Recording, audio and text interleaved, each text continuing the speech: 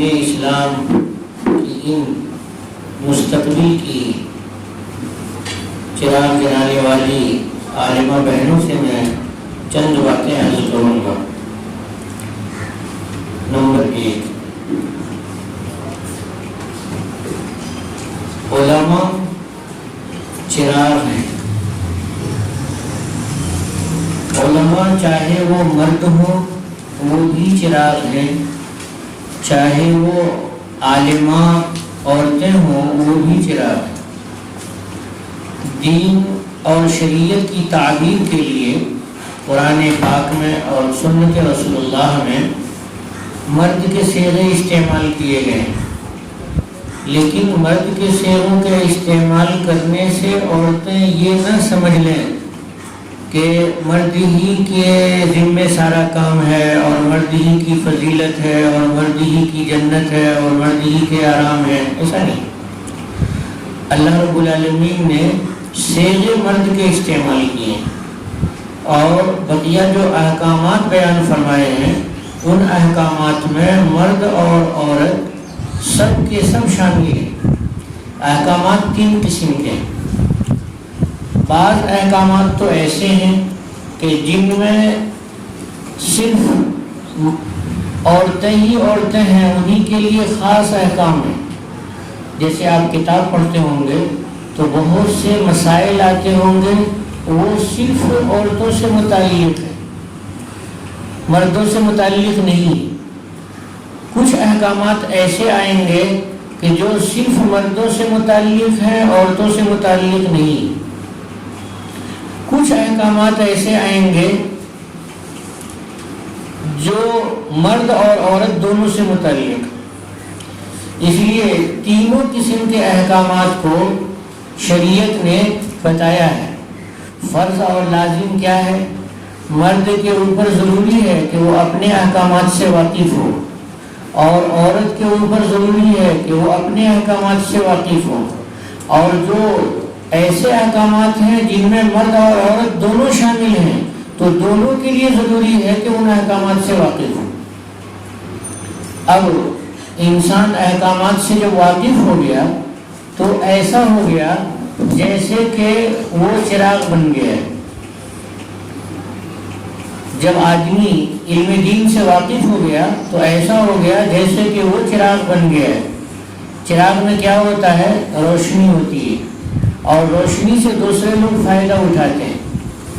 یا کہیے کہ بلب ہو گیا اور بلب جلتا ہے تو اس سے کمرے میں روشنی ہوتی ہے، تو اگر مرد عالم ہو گیا، عورت عالمہ ہو گئی، تو اب ان کی ذمہ داری ہے کہ وہ دوسروں کو روشنی میں لائیں اور اندھیرے کو ختم کریں۔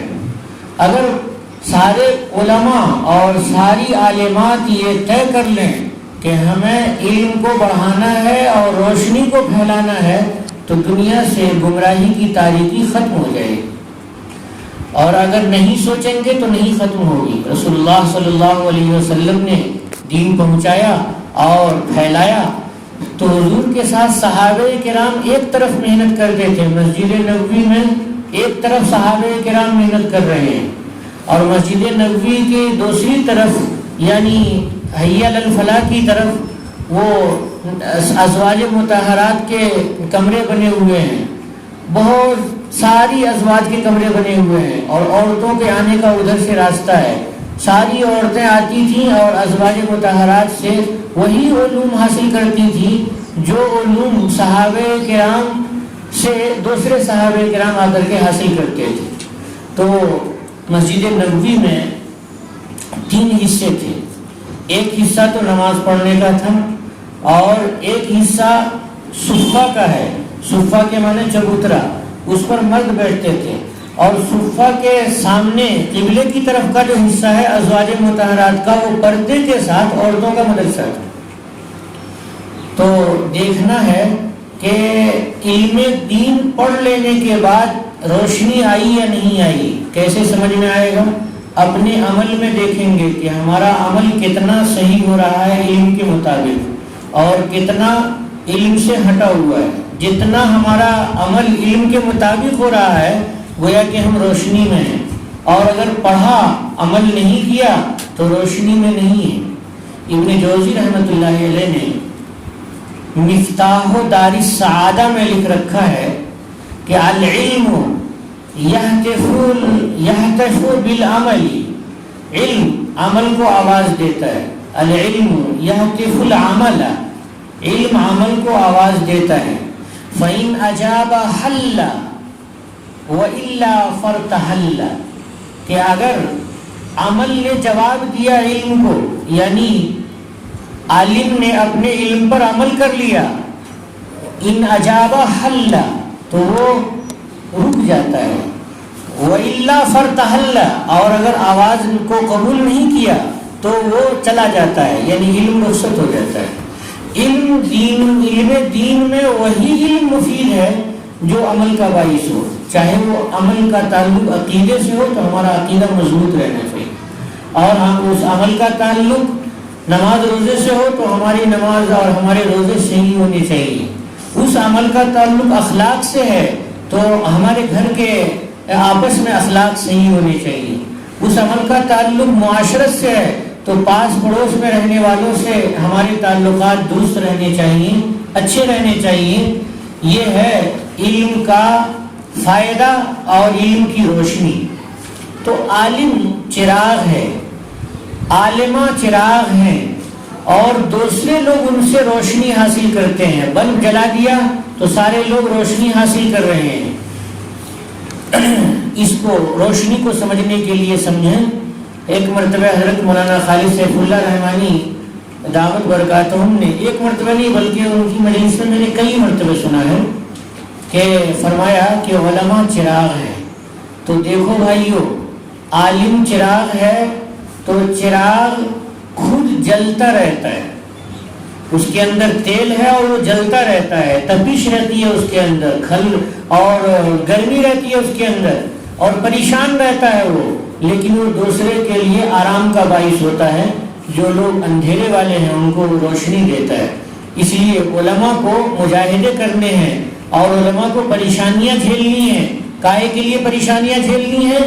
دوسروں کو روشنی پہنچانے کے لیے، دوسروں کو علم پہنچانے کے لیے، دوسروں کو پیغمبر خدا جناب محمد رسول اللہ صلی اللہ علیہ وسلم کا دین پہنچانے کے لیے اپنے کو مجاہدے پہ لگائے رکھنا ہے، اور ارادہ کرنا ہے کہ ہماری روشنی ہر وقت روشنی جلتی رہے گی، اور ہر وقت ہم دین کو پھیلاتے رہیں گے۔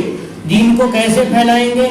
اگر ہمارے گھر میں ہماری بہنیں نہیں پڑھی ہیں تو ہم انہیں پڑھائیں گے، ہمارے بچے نہیں پڑھے ہیں، بھائی نہیں پڑھے ہیں تو ہم انہیں پڑھائیں گے، دادی نے نہیں پڑھ رکھا ہے، نانی نے نہیں پڑھ رکھا ہے، خالاؤں اور پھوپھیوں نے نہیں پڑھ رکھا ہے تو ہم ان کو بھی پڑھائیں گے۔ کتنا پڑھائیں گے؟ جتنا پڑھا سکیں اور جتنا وہ حاصل کر سکیں، انہی اخلاق کے ساتھ جو اخلاق نبی کریم صلی اللہ علیہ وسلم کی ازواج مطہرات کی تھی، اور وہی اخلاق جو صحابیات کی تھی۔ ہمیں اس طرح سے علم کو حاصل کرنا، اور علم کو حاصل کرنے کے بعد علم کو پھیلانا ہے۔ تو میں صرف ایک ہی بات کہنے کے لیے آیا ہوں آپ لوگوں کو کہ ہم لوگ چراغ ہیں اور ہمیں روشنی پھیلانی ہے، ہر دم ہمیں روشنی پھیلانے کی کوشش کرتے رہنا ہے، ہر دم چراغ بنے رہنا ہے۔ جب میں یہاں 6-7 سال پہلے آیا تھا، غالباً پہلی ملاقات ہماری تھی ادھر، تو آپ سے جب ملاقات ہوئی تو میں نے کہا کہ بھائی تم دربھنگا میں رہتے ہو، یہاں کے حالات بتاؤ کیسے ہیں۔ تو انہوں نے بتایا کہ مفتی صاحب حالات یہ ہیں کہ مردوں میں گمراہی تو ہے ہی ہے، جو سب جانتے ہیں، عالم آشکارا ہے کہ دین سے دوری ہے، عورتوں میں دین سے بہت زیادہ دوریاں ہو گئی ہیں، اور ان کی مثال یہ ہے کہ بہت ساری بچیاں جو اسکول میں اور کالج میں پڑھ رہی ہیں، ان میں سے ایک بڑی تعداد، مجھے یاد نہیں کتنی تعداد بتائی تھی، کہ جو مرتد ہو گئی ہیں، یعنی غیر مسلموں سے انہوں نے نکاح کر لیا اور انہی کے ساتھ وہ رخصت ہو گئی، ایمان کو بھی رخصت کر دیا۔ تو میں نے کہا کہ پھر تو ہمارے لیے فرض ہے کہ ہم اپنی زمین کو شرک سے بچائیں، اور اپنی زمین کو گمراہی سے بچائیں، اپنی زمین کو اندھیرے پن سے بچائیں اور اجالے میں لائیں۔ تو میں نے اس وقت فجر کے بعد کا وقت تھا، میں چہل قدمی کا عادی ہوں، میرے ساتھ چہل قدمی میں تھے، تو میں نے عہد کیا اور ان سے کہا کہ بھائی محنت کرو، اللہ رب العالمین سے مدد مانگو، اللہ تعالیٰ مدد دیں گے، اور دین کو عورتوں میں پھیلانے کا کام کرو، اتنا کام کرو، اتنا کام کرو کہ اللہ رب العالمین خوش ہو جائے، کیونکہ ہمارا مقصد اللہ تعالیٰ کو خوش کرنا ہے۔ تو نصاب تیار کیا اور اس پر چلے، نہ تو مکان ہے، نہ تو مدرسے کے کوئی وہ خاص قسم کا ڈھنگ ہے اور ڈھانچہ ہے، کچھ بھی نہیں ہے، بس ایک مرد غازی کا ایک ارادہ ہے اور بہت مضبوط ارادہ ہے، اسی ارادے سے چل رہے ہیں۔ جب وہ ارادہ اللہ رب العالمین سن لیتے ہیں تو کبھی کوئی جگہ مل گئی کرائے کے ساتھ مل گئی تو کرائے کا انتظام بھی اللہ نے ہی کر دیا، اور کہیں کوئی زمین ملی تو مفت مل گئی تو رب العالمین اس بندے کے لیے خزانے میں کرایہ کے طور پر جمع کر رہے ہیں۔ اور خوش نصیب بندہ وہ ہے جو اپنی دنیا کی کمائی کو اللہ رب العالمین کے یہاں بینک میں رکھ دے اور اللہ کے یہاں جمع ہوتا رہے۔ تو یہ لوگ خوش نصیب انسان ہیں جو میری آواز نہیں سن رہے ہیں لیکن رب العالمین سن رہے ہیں، ان کے فرشتے سن رہے ہیں۔ ان کے مکان کا جو کرایہ ہے وہ اللہ رب العالمین 1 گنا کر کے نہیں دیں گے، ادنا سی نیکی ہو تو اللہ 10 گنا کر کے دیتے ہیں، اور جب اللہ خوش ہو جاتے ہیں تو اس کو 700 گنا بڑھا دیتے ہیں، اور خوش ہو جاتے ہیں تو کتنا بڑھا دیتے ہیں مجھے معلوم نہیں اور کسی کو نہیں معلوم کہ اللہ رب العالمین کتنی عطا فرماتے ہیں، کہ اللہ کی عطا کتنی وسیع ہے۔ تو میں یہاں بیٹھا ہوں تو میں گزارش کروں گا آپ لوگوں سے دوسری بات یہ ہے کہ بہنیں محنت سے پڑھو اور دین کی صحیح سمجھ حاصل کرو، اور صحیح سمجھ صحیح کتاب میں ہے اور صحیح العقیدہ علماء کی کتاب میں، ان کتابوں کو پڑھو، محنت سے پڑھو، چاہے وہ اردو زبان میں ہو اور کسی اور زبان میں ہو۔ عربی زبان اگر جانتے ہو تو براہ راست علم حاصل ہوگا، اور نہیں اردو بھی جانتے ہو تو اس کو حاصل کرو، اور حاصل کر کے اور یہ کہ فلاں کتاب میں یہ لکھا ہوا ہے یہ بڑھاؤ، آگے دین کو پھیلاؤ۔ اگر دین کو نہیں پھیلاؤ گے بہنوں تو دربھنگہ کا حال عورتوں کا جو برا جیسا کہ سنا گیا برا ہوتا چلا جائے گا۔ لیکن اگر آپ لوگوں نے سوچ لیا کہ نہیں ہم اپنے محلے میں کسی کو بے دین نہیں رہنے دیں گے، اگر سوچ لیا کہ ہم اپنے پاس پڑوس میں کسی کو فاسقہ فاجرہ نہیں رہنے دیں گے، اور اپنے پاس پڑوس میں کسی کو نماز سیکھے بغیر نہیں رہنے دیں گے، کلمہ سیکھے بغیر نہیں رہنے دیں گے، تو آپ کی یہ محنت اللہ قبول فرما لیں گے اور پھر دین پھیلے گا اور بڑھے گا۔ اور میں یقین کرتا ہوں کہ دربھنگہ کے سارے محلوں سے اور سارے گھروں سے گمراہیاں ختم ہو جائیں گی اور روشنیاں بڑھیں گی، تاریکیاں ختم ہوں گی اور روشنی بڑھے گی۔ جہاں جہاں دیا جلائیں گے اور جہاں جہاں چراغ جلائیں گے وہاں وہاں روشنی پھیلے گی۔ اس کے لیے ضروری ہے کہ صحیح علم حاصل کیا جائے۔ صحیح علم کہاں ہے؟ 2 جگہ ہے، صحیح علماء کے پاس اور صحیح العقیدہ علماء کی کتاب میں۔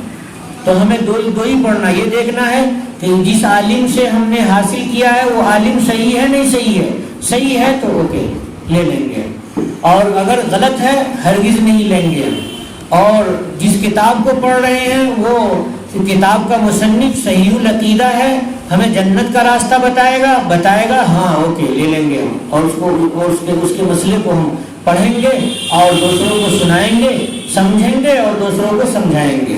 تو صحیح علم حاصل ہونا تبلیغ کے لیے ضروری ہے۔ ہم اور آپ کی ایک دم سے پوری ذمہ داری ہے کہ ہم قوم کو پھیل کر کے گھوم کر کے سمجھائیں۔ بہنوں دیکھو، ہر آدمی کو بہت اچھی تقریر کرنا نہیں آتی، ہر آدمی بڑے اچھے انداز میں نہیں بول سکتا ہے، یہ فطری صلاحیت ہوتی ہے آدمی کی۔ لیکن صحابہ کرام میں بھی سب ایک طرح کے نہیں تھے، کوئی بہت اچھا قسم کا مقرر تھا اور کوئی بہت اچھے قسم کے مقرر نہیں تھے، لیکن دین کے پھیلانے کا جذبہ ہر ایک کے اندر تھا، ہر ایک نے دین کو پھیلایا۔ تو میں یہ نہیں کہتا ہوں کہ آپ بہت اچھی صلاحیت حاصل ہونے کے بعد ہی دین کو پھیلائیں، جتنی صلاحیت ہے اتنا پھیلا دیا، اور جس انداز سے بول سکتے ہیں اسی انداز سے بولا، جیسے سب خوشامد کر سکتے ہیں ویسے ہم نے خوشامد کی۔ پاس پڑوس میں عورتیں ہیں کلمہ نہیں آتا ہے، ان کی جا کر کے ہم نے خوشامد کی کہ اماں آپ کے پاس میں آدھا گھنٹہ بیٹھوں گی، آپ اس کو برداشت کر لیں گے؟ ہاں بیٹی آؤ، تو آپ آدھا گھنٹہ بیٹھیے اور ان کے لیے چائے لے لیجئے، ان کے لیے کوئی بسکٹ لے لیجئے اور ان کو بٹھا کر کے کلمہ یاد کرائیے. اگر آدھے گھنٹے میں کلمہ طیبہ لا الہ الا اللہ محمد رسول اللہ یاد ہو گیا اور کلمہ کا معنی سمجھ لیا کہ اللہ ایک ہے اور محمد اللہ کے پیغمبر ہیں, آخری پیغمبر ہیں صلی اللہ علیہ وسلم, تو بس کامیاب ہو گیا وہ آدھا گھنٹہ اور وہ روشنی پھیل گئی. اب وہ ان کو بتائیے کہ بھائی یہ کلمہ تم کو یاد ہو گیا ہے, آپ کو یاد ہو گیا ہے, اماں دادی چاچی جو بھی ہیں, اب آپ اس کلمے کو دوسرے کو سکھا دیجئے. یہی ہے چراغ سے چراغ جلنا, یہی ہے خربوزے سے خربوزے کا رنگ پکڑنا, اور یہی ہے ایک سے انیک بننا, اور یہی ہے چراغ سے چراغ جلنا. اور اسی طرح سے اللہ دنیا میں روشنی پھیلائیں گے. دربھنگہ کی فکر بہت زیادہ ہے کیونکہ ہمارا وطن ہے, ہم اس زمین میں پیدا ہوئے ہیں اور ہمارا حق ہے. تو ہم لوگوں کی نیابت کر رہے ہیں مولانا مفتی آفتاب صاحب غازی. تو میں ان کو مبارکباد تو دیتا ہی ہوں رسمی طور پر, لیکن جذبات میں اندر سے دیتا ہوں ان کو, اور میں یہ کہتا ہوں کہ جب میں دربھنگہ آ جاؤں تو میرے اوپر ایک احسان کرو. وہ احسان یہ ہے کہ مجھے موقع فراہم کرو کہ میں اللہ کی بات بیان کروں لوگوں کے درمیان.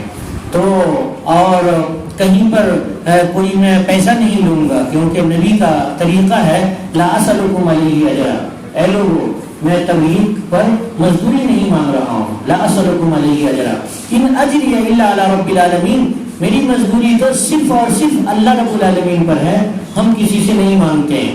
تو اس سنت پر عمل کرتے ہیں. رب العالمین غیر سے رزق کا انتظام فرماتے ہیں اور فرمائیں گے اور فرماتے رہیں گے, وہ تو ان کی ذمہ داری ہے. ہماری ذمہ داری یہ ہے کہ ہم اللہ کے دین کو پھیلائیں. کیسے کہ قوم مدرسے کا تعاون کرتی ہے, مختلف طریقے سے تعاون کرتی ہے, اور اس میں مدرسے میں طلبہ پڑھتے ہیں. میں بھی مدرسے میں پڑھا ہوں تو قوم کے پیسے سے پڑھا ہوں, قوم نے پڑھایا ہے جیسا کہ آپ نے سنا. تو قوم نے جو پڑھایا ہے پیسہ خرچ کر کے, تو ہمیں ان کے اوپر دین خرچ کرنا چاہیے, ان کو مسائل بتانے چاہیے, ان کو کتاب اللہ پڑھانا چاہیے. تو یہ چیزیں ہیں جو میں نے آپ کے سامنے پیش کی. ایک یہ کہ اپنے علم کو پھیلائیے اور بڑھائیے, اور دوسری چیز میں نے بتائی کہ صحیح طور سے علم حاصل کیجئے. اور صحیح طور سے علم کیسے حاصل ہوگا؟ صحیح کتاب سے اور صحیح العقیدہ علماء سے. ایک تیسری بات جو میں کہنا چاہ رہا ہوں وہ یہ ہے کہ بہنوں, میرا مزاج اور مولانا آفتاب صاحب کا مزاج تقریباً ایک ہے. قرآن پاک کے کی اشاعت کے سلسلے میں قرآن کو پھیلائیں. کیسے پھیلائیں؟ میں تو طریقہ بنایا, لاک ڈاؤن میں نے سیکھا. اپنی بیٹیوں کو, میری بیٹیاں 3 حافظہ ہیں الحمدللہ, ایک بیٹھک میں قرآن سناتی ہیں. یہ اللہ رب العالمین کا فضل ہے, عنایت ہے ہمارے گھر میں. اور چوتھی بھی 8واں پارہ شروع کر رہی ہے حفظ کا. تو اللہ کا فضل ہے کہ میں نے حفظ کے ختم ہونے کے بعد بچیوں کو نہ تو نحو پڑھایا نہ تو صرف پڑھایا, کوئی عربی نہیں پڑھائی, اور قرآن پاک کا ترجمہ شروع کرایا. کیسے شروع کرایا؟ ہدایت القرآن میں نے دے دی ان کے ہاتھ میں, اور میں نے کہا کہ بیٹے ورڈ میننگ الفاظ معنی ہیں نیچے لکھے, اور اوپر آیت لکھی ہوئی ہے, ان کو ملا کر کے اور آیت کے ترجمے کو کا ترجمہ کرو, غور و فکر سے کرو. زبانی یاد نہیں کرنا ہے, صرف غور کر کے ترجمہ کرنا ہے. اور ایک آیت یاد کر لو تب بھی صحیح, اور چند آیتیں یاد ہو جائیں تب بھی صحیح, نہیں یاد ہو تب بھی کوئی بات نہیں, میرے سے آ کر کے پوچھو. تو بچیوں کو میں نے ہمت دی. 8ویں جماعت میں وہ پڑھ رہی تھی, ترجمہ قرآن انہوں نے شروع کیا, اور قرآن پاک کا ترجمہ ہدایت القرآن سے وہ خود یاد کر کے لاتی تھی.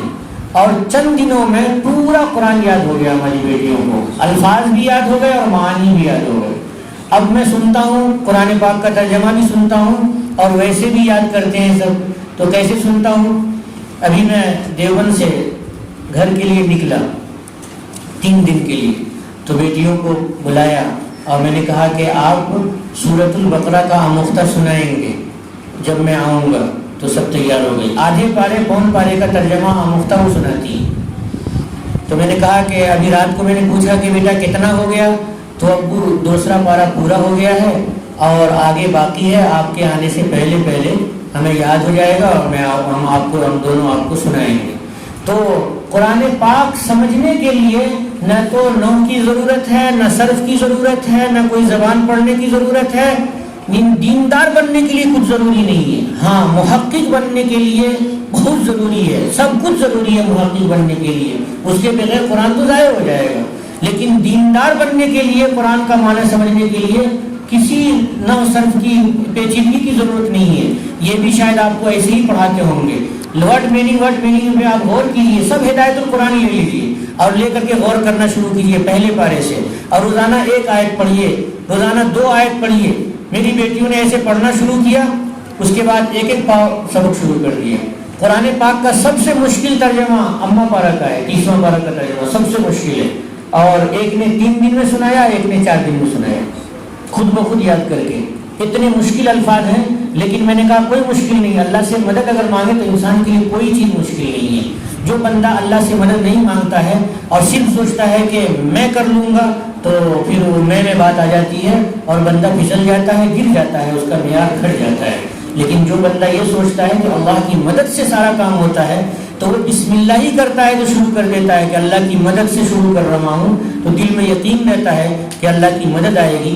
تو بہنوں, قرآن کا پورا ترجمہ کر لو, پورا ترجمہ کر لو, اور آپ آپس میں طے کر لو. ایک نے آدھا پارہ یاد کر لیا تو اگلی کو یاد کراؤ اور ان کا سنتے رہو قرآن پاک کا ترجمہ. اور غلطیاں آئیں انہی میں غور کرو کہ دیکھ کیا غلطی ہوئی. کوئی لفظ سمجھ میں نہیں آتا ہے, کبھی کوئی فارسی کا لفظ ہے, کوئی عربی کا لفظ ہے, کوئی پیچیدہ لفظ ہے, تو اس کو مولانا سے پوچھ لو, قریب میں جو بھی عالم ہو ان سے پوچھ لو کہ اس لفظ کا کیا مطلب ہوگا, سمجھ میں نہیں آیا. تو اس طرح سے قرآن پاک سے آپ قریب ہو جائیں گے, اور جیسے قرآن پاک سے قریب ہو جائیں گے تو آپ کو قرآن پاک کھینچ کر کے اپنی سینے سے لگا لے گا اور پھر گمراہ نہیں ہونے دے گا. اور ایسا لگا لے گا قرآن پاک کہ اللہ رب العالمین کے یہاں کہے گا کہ اے اللہ, مجھے اس نے یاد کیا تھا, اس کو معاف کر دیجیے. تو اللہ تعالیٰ معاف کر دیں گے, اور دنیا میں عزت ملے گی, دنیا میں رزق میں برکت ملے گی, دنیا میں آپ کی زبان میں تاثیر اللہ تعالیٰ پیدا فرما دیں گے, عمل میں تاثیر پیدا فرما دیں گے. تو کیا یہ میری تیسری بات مانیں گے آپ کو؟ پورا قرآن یاد کریں گے انشاءاللہ تعالیٰ. اور کیسے یاد کریں گے؟ اللہ کی مدد سے, ہمیشہ اللہ کی مدد سے. میں نے بارہا تجربہ کیا کہ جس وقت اللہ کی مدد کا تصور کر کے کسی کام کو شروع کیا, تو جو کام میں 10 دن میں نہیں کر سکتا تھا وہ آدھے گھنٹے میں اللہ نے کرایا ہے. 1 مہینے کا کام 1 گھنٹے میں اللہ تعالیٰ نے کرا دیا ہے. اور ایک مرتبہ میں نے سوچا کہ یہ مضمون ہے, جمعہ کو نہا دھو کر کے آیا اور میں نے کہا کہ تو لکھ ہی لوں گا, اور یہ لے کر کے بیٹھا اور قلم لکھا اور 4 سے 5 سطر لکھے, اور اس کے بعد وہیں قلم رک گیا. 4 مہینے کے بعد پھر گرد جھاڑ کر کے اور میں نے اللہ سے معافی مانگ کے توبہ کر کے رب العالمین سے, اور پھر لکھنا شروع کیا تو وہ مضمون پورا ہوا. 4 مہینے کے بیچ میں 1 سطر نہیں لکھ سکا. کیوں؟ اس وقت اللہ کی مدد کا تصور نہیں کیا تھا, اور یہ سوچا کہ آسان سا کام ہے, لکھتا ہی رہتا ہوں تو 4 صفحے لکھنے میں کیا پریشانی, لکھ لوں گا. نہیں, یہ غلط ہے. انسان کچھ بھی نہیں کر سکتا ہے اللہ تعالیٰ کی مدد کے بغیر. اس لیے ہمیں اور آپ کو اللہ کی مدد کا تصور مضبوط کرنا چاہیے, ایمان کو بہت مضبوط کرنا چاہیے. تو میرے کہنے کا خلاصہ 3 باتیں ہیں. چراغ سے چراغ جلاؤ, فرض ہے. علم حاصل کرنا بھی فرض ہے اور علم پھیلانا بھی فرض ہے. اور دوسرا بتایا کہ تحقیق سے علم کو پہنچاؤ اور علم کو حاصل کرو. تحقیق کیا ہے؟ قابل اعتماد کتابیں اور قابل اعتماد علماء. اور تیسری چیز جو میں نے کہی, قرآن سے قریب ہو جاؤ اور پورا قرآن پاک ترجمہ کے ساتھ یاد کرو. اللہ کی مدد آئے گی, ضرور یاد ہوگا قرآن پاک. تو اس کے لیے آسان طریقہ ہے کہ ہدایت القرآن سامنے رکھو اور اس کے بعد ترجمہ یاد کرنا شروع کرو.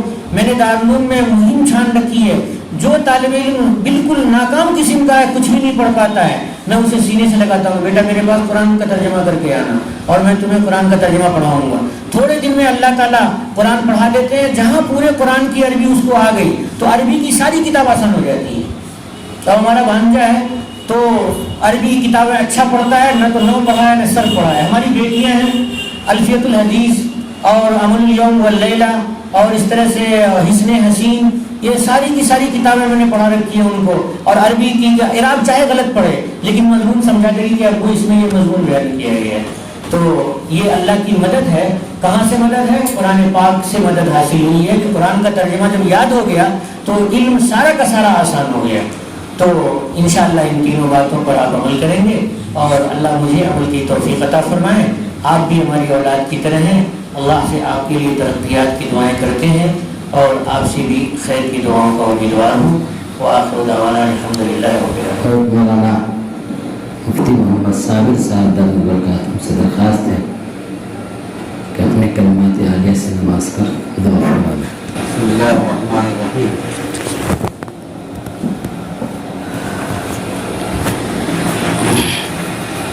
اکابر علماء کرام، گلاس طلباء،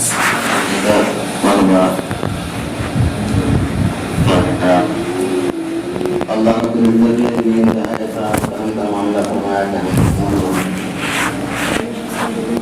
ایک عالم کا عمل کے سامنے کچھ دین کی باتیں سننے کو اللہ نے موقع دیا، ہمیں عمل خیر کی توفیق عطا فرمایا اور حضرت کا سایہ ہم لوگوں پہ اللہ قائم رکھے۔ صحیح بات یہ ہے کہ سامنے تعریف نہیں ہونی چاہیے۔ الحمدللہ ہم لوگ درسی ساتھی ہیں۔ دارالعلوم دیوبند جیسے ادارہ جو ایشیا کا عظیم مرکز ہے، اس میں انہوں نے پورے دارالعلوم میں سب سے اچھا نمبر حاصل کیا تھا، اول پوزیشن حاصل ہوئی تھی الحمدللہ۔ اور جو بچے دارالعلوم دیوبند میں اول پوزیشن لائے، تو ایشیا کا جتنا بڑا ادارہ ہے سب کے ذمہ دار چاہتے ہیں کہ وہ بچہ مجھے مل جائے۔ اللہ نے یہ اپنا خاص فضل فرمایا ان کے ساتھ۔ ہم لوگ دعا کرتے ہیں کہ اللہ تعالیٰ ان کا سایہ ہم لوگوں پہ قائم رکھے اور بار بار ان سے مستفید ہونے کی توفیق عطا فرمائے۔ بڑی قیمتی باتیں انہوں نے ہم سبوں کو بتائی ہیں۔ اللہ تعالیٰ اگر اس پہ عمل کی توفیق دے دے تو پوری زندگی گزارنا آسان ہے۔ جیسا کہ انہوں نے بتایا کہ چراغ سے چراغ جلانا، کوئی ضروری نہیں کہ ہم بخاری شریف پڑھا لیں یا بخاری شریف پڑھ لیں پھر ہی ہم کسی کے تحیات کو درست کرا سکتے ہیں، درود درست کرا سکتے ہیں۔ نہیں، گھر میں جاتے ہیں، ہماری ماں ہے، بہن ہے، جو رشتہ دار ہیں مستوراتوں میں سے، اس میں سے ایک ایک فرد کو پہلے تو نماز پہ تیار کریں، نماز پڑھنے کے لیے۔ اب وہ بتاتی ہیں کہ ہمیں دعا قنوت یاد نہیں، دعائے معصورہ یاد نہیں یا تحیات یاد نہیں، تو اس پہ محنت کریں۔ یہ سب سے بڑا کام ہے، بنیادی کام۔ اس لیے کہتے ہیں کہ عالم بننا فرض نہیں ہے، فرض کفایہ ہے، لیکن اتنا علم حاصل کرنا کہ اس علم کے تقاضے کے مطابق اپنے آپ کو چلا سکے، یہ فرض ہے سب کا۔ اس لیے وقت کم ہے، یہ بہت بڑا سمجھیے کہ ایک بوجھ ہے، اس کو عزیزی مفتی آفتاب غازی لے کر کے چل رہے ہیں۔ ہم لوگ تو ہمیشہ دل سے دعا کرتے ہیں، شروع دن سے دعا کرتے ہیں کہ اللہ تعالیٰ ان کے ہمت اور حوصلے کو اور بڑھائے، ان کا جو پروگرام ہے سب کو 100% اللہ کامیاب بنائے۔ جتنی بچیاں، بچے اور نہ جانے کتنے بالغ حضرات تصحیح قرآن کورس کے نام سے، تصحیح نماز کے نام سے، نہ جانے کن کن نام سے، جو انسان کو قرآن حدیث کی طرف مائل کرنے کی جو شکلیں ہو سکتی ہیں، دین پہ قائم رکھنے کی، ایمان کو مضبوط کرنے کی جو شکلیں ہو سکتی ہیں، ہماری جانکاری کے حساب سے اکثر شکل عزیزی آفتاب غازی نے استعمال کیا ہے اور اللہ نے کامیابی دی ہے۔ اللہ اور دنیا میں بھی آخرت میں بھی کامیابی عطا فرمائے اور اس ادارے کو دن دنی رات چگنی ترقیات عطا فرمائے۔ جتنی بچیاں یہاں سے مستفید ہو رہی ہیں، اللہ تعالیٰ سب کو اپنے اپنے علاقے کا ایک دم روشن چراغ بنائے اور اس چراغ سے آنے والی نسل کو دین کا داعی، قوم کا رہبر بنائے۔ اللہ، چونکہ حالات بڑے نازک ہیں، بڑے خراب ہیں، اپنے آپ کو ایمان پہ قائم رکھنا، شریعت کے تقاضے پہ عمل کرنا بڑی کٹھنائی ہے، اور اسی کٹھنائی، اسی مشقت پہ جمے رہنا یہ سب سے بڑا اللہ کا فضل ہے اور انعام ہے۔ تو اب یہاں جس طریقے سے ہم پردے میں ہیں، کوشش کریں کہ یہاں سے نکلنے کے بعد اپنے گھریلو ماحول میں بھی اسی طرح سے پردے میں رہیں۔ آج اللہ کا فضل ہے، آپ کی بہت بڑی تعداد ہے۔ آپ تاریخ پڑھیے، حضرت خدیجہ اکیلی تھیں، ازواج مطہرات کو کتنی دقتوں کا سامنا کرنا پڑا، پورا گھر دشمن، علاقہ کا علاقہ مخالف، آئی تو اللہ کا کرم ہے کہ آپ چاہے جتنے مخالفین ہوں آپ ان کو دین کی باتیں سمجھائیں گے تو وہ آپ کا احسان مند ہوں گے. اس لیے ضرورت اس بات کی ہے کہ جو جہاں جس محلے سے آ رہی ہیں اپنے محلے میں محنت کریں. جو بچیاں اسکول کالج میں پڑھتی ہیں دین سے بہت دور ہیں, پردے کا اہتمام نہیں کرتی, ان پہ محنت کریں اور ان کو دین کی طرف مائل کریں اور ایک ایسی فضا بنائیں کہ ہمارا معاشرہ اسلامی معاشرہ ہو جائے. اللہ تعالی ہم سبوں کو عمل کی توفیق عطا فرمائے. وما علینا الا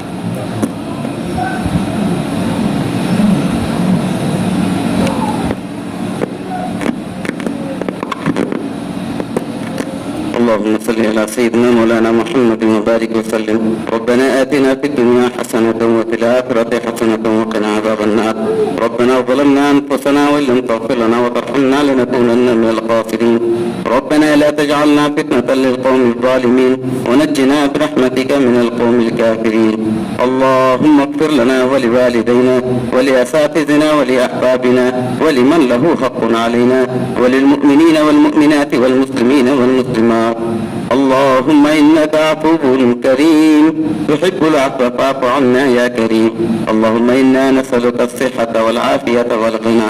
اللهم إنا نسألك الهدى والتقى والعفاف والغنى. رب اغفر وارحم وأنت خير الراحمين. أنت ولينا فاغفر لنا وارحمنا وأنت خير الغافرين. اے اللہ آپ غفور الرحیم ہیں, غفار و ستار ہیں, رحمان و رحیم ہیں, 70 ماؤں سے زیادہ مہربان ہیں. اے اللہ ہم سب آپ کے گنہگار بندے ہیں. اے اللہ اخلاص کے ساتھ توبہ کرتے ہیں, ہم سبوں کی توبہ کو قبول فرما.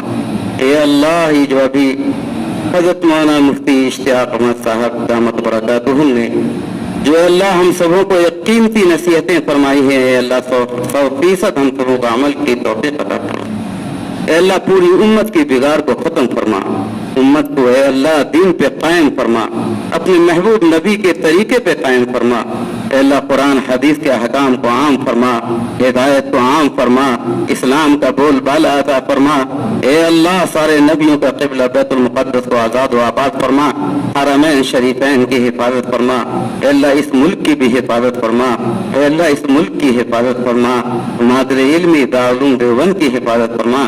جمعیت العلماء, مسلم پرسنل لا, تبلیغی جماعت, تمام دینی تنظیم, دینی تحریکوں کی حفاظت فرما. اے اللہ تمام مساجد و مدارس کی حفاظت فرما. اے اللہ تو اپنے حفظ و امان میں رکھ اس کے فیصلے فرما. اے اللہ ہم لوگ آزمائش کے لائق نہیں ہیں, امتحان کے لائق نہیں ہیں. اے اللہ فضل فرما کر, رحم فرما کر, کرم فرما کر امت کی دستگیری عطا فرما. امت کے بہنوں کی عزت آبرو کی حفاظت فرما. اے اللہ ان کو دین پہ چلنا آسان فرما. اے اللہ تمام مساجد, مدارس, مکاتب, قبرستان سبوں کی حفاظت فرما. ہمارے علماء, صلحاء, حفاظ و قرہ, دینی معاونین, متعلمین, معاونین, معلمین سبوں کی حفاظت فرما. خاص طور سے اس ادارے کی حفاظت فرما. یہ تمام بچوں کو عالم بعمل بنا. اے اللہ سبوں کو دین کے داعیہ عطا فرما. حضرت خدیجہ, حضرت عائشہ, حضرت فاطمہ کے نقش قدم پہ چلنے کی توفیق عطا فرما. اے اللہ حضرت نے فرمایا چراغ سے چراغ جلانے کی بات, اے اللہ ان تمام بچیوں کو چراغ کی شکل میں قبول فرما, ان کی نسلوں کو قبول فرما. اے اللہ اس پورے شہر کو قبول فرما. اے اللہ جو مانگا وہ بھی عطا فرما, جو مانگنے سے رہ گیا اپنی شایان شان عطا فرما. محض اپنے فضل و کرم سے اپنے محبوب نبی پاک حضرت محمد مصطفیٰ صلی اللہ علیہ وسلم کے صدقے طفیل میں ان دعاؤں کو قبول فرما.